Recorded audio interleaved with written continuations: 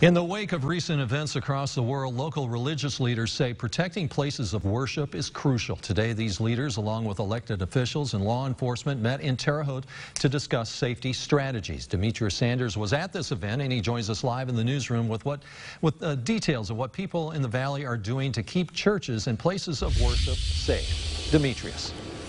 Mike, places of worship have become the victims of crimes, both violent and nonviolent. And this afternoon, folks in the valley met to discuss what they can do to not only prevent these sorts of crimes from happening here, but also knowing what to do if danger does strike. Mike Ellis with the St. George Orthodox Church in Terre Haute says far too often he sees other churches or places of worship around the country being the target of hatred and crimes.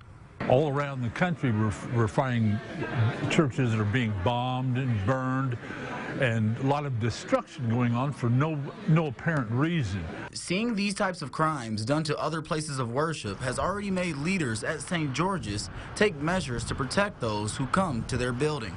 We've taken some precautions as far as putting blinds on all the windows around the Sunday school area, safety locks on some of the doors.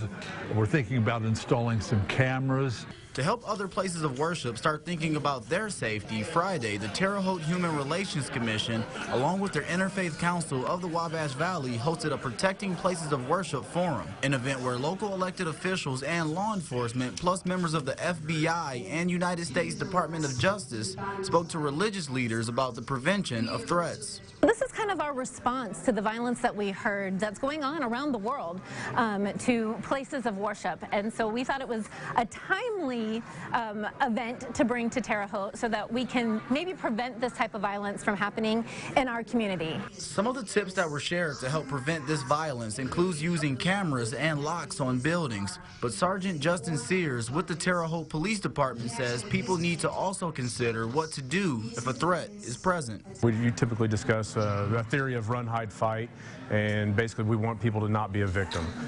Prepare themselves, always know where they're at, know their surroundings. Sears says every safety measure may not apply to all places of worship, but even if religious leaders can learn just one new way to protect their worshipers, then this event was a success. Maybe they can take just one or two things that we brought to them that'll help make their safer or make their church safer, and then that's a win.